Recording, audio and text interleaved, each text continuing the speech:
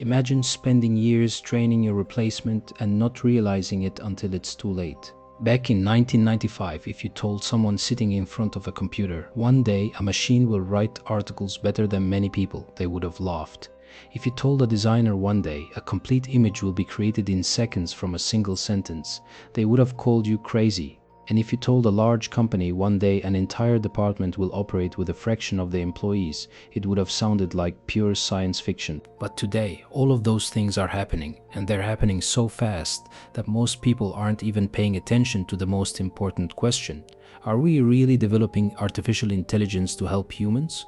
Or are we developing it to replace humans altogether? For most of human history, our inventions had a simple purpose: to help us. When we invented the wheel, we made ourselves more efficient. When we invented the engine, we made ourselves stronger. When we invented the computer, we made ourselves faster. Almost every major invention in human history expanded human capability. It made people more productive, more powerful, more effective. But for the first time in history, we're creating something a little different. Something that isn't just learning how to help us do our jobs, it's learning how to do the jobs themselves. And that's a very important distinction. Imagine a factory 150 years ago, hundreds of workers, loud machines, sweat, physical labor. Then came the Industrial Revolution. The number of workers decreased, productivity increased, a lot of people were afraid, and honestly, they had good reason to be. Jobs did disappear, but new jobs appeared, and humans remained essential because machines were replacing muscles, not minds. That's why people stayed relatively comfortable with technology. Even when computers arrived, the accountant used the computer. But the computer wasn't the accountant. The designer used the software, but the software wasn't the designer. The writer used the keyboard, but the keyboard wasn't the writer. There was always a clear line between the tool and the human using it. Then AI arrived, and suddenly that line started to disappear. The writer asks AI to write, the designer asks AI to design, the programmer asks AI to write code, the translator asks AI to translate. Customer support teams use AI to answer questions. And the thing is, that's not even the crazy part. The crazy part is that every time we use it, it gets better, it learns faster, and it needs us a little less. And honestly, I'm probably the worst person to be talking about this. Because think about what's happening right now.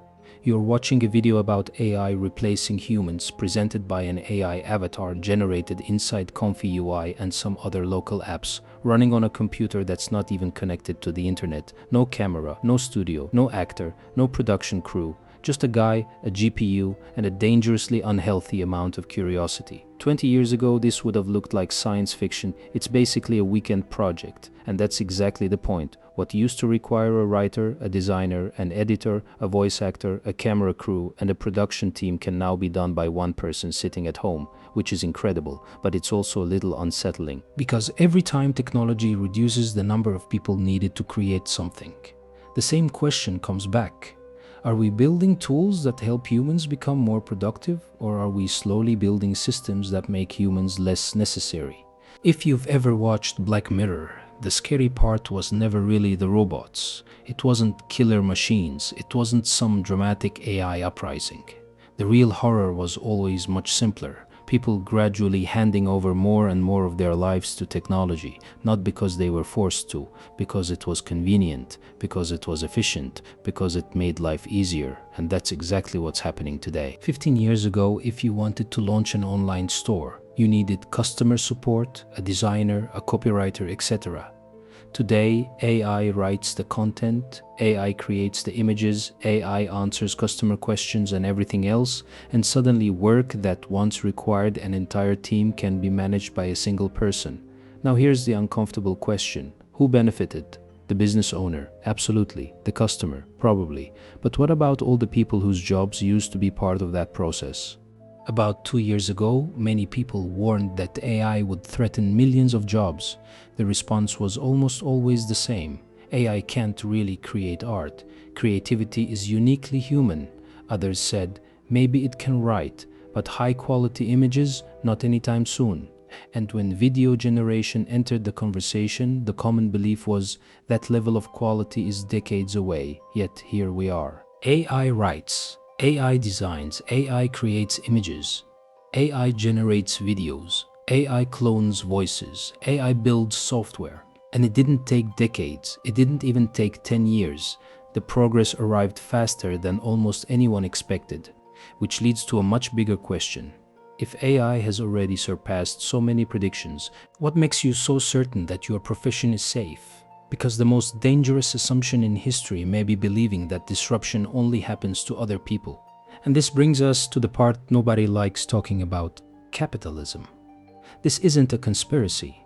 It's not a group of powerful people sitting in a dark room planning the future. The reality is much simpler and arguably much more powerful. Every company on earth wants three things: lower costs, higher speed, bigger profits. That's it. If an employee costs tens of thousands of dollars per year and an AI system can do part of that work for a fraction of the cost, what do you think companies will choose? If an entire department can be reduced by half, what do you think they'll do? If work that used to take a week can be completed in an hour, what decision do you think shareholders will prefer? The answer is obvious. And that's why AI may have arrived at the perfect moment. It emerged in a world that rewards anyone who can produce more with fewer people. Reduce costs, investors celebrate, increase productivity, stock prices rise, cut labor expenses, profits grow. It's as if the entire system is naturally moving in one direction, toward reducing the need for human labor. And here's the strange part. Humans are training their own replacement. The programmer teaches AI how to code. The designer teaches AI how to design. The writer teaches AI how to translate. Every day, every hour, every minute. Humanity keeps adding another piece to the machine's intelligence and then asks, how did it become so capable? But maybe we are asking the wrong question. Maybe the question isn't, will AI take over the world?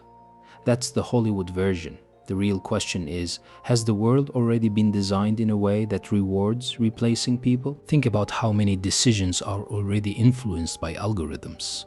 What you see, what you buy, what news reaches you, what content gets recommended, who gets hired, who gets approved for a loan, who becomes visible, and who disappears.